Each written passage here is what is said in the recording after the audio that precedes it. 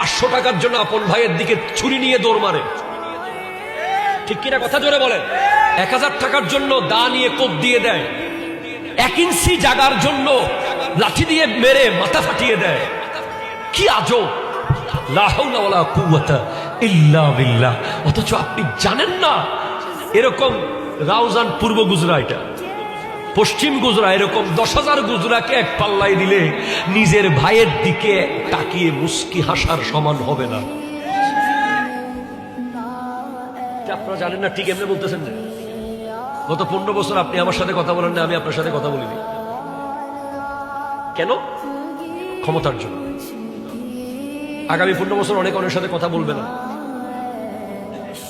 আরে ভাই, মনে রাখবেন যে আগে ঈমান, ঠিক কিনা কথা বলে, তারপরে দেশ, তারপরে দল।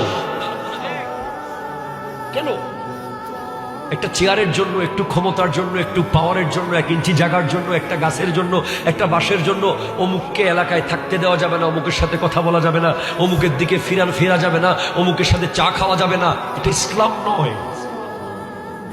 প্লিজ, আপনারা কে কোন দলের আমি জানি না, যেটা আমি জানি কোরআন হাদিসে সেটা আমি আপনাকে বলছি।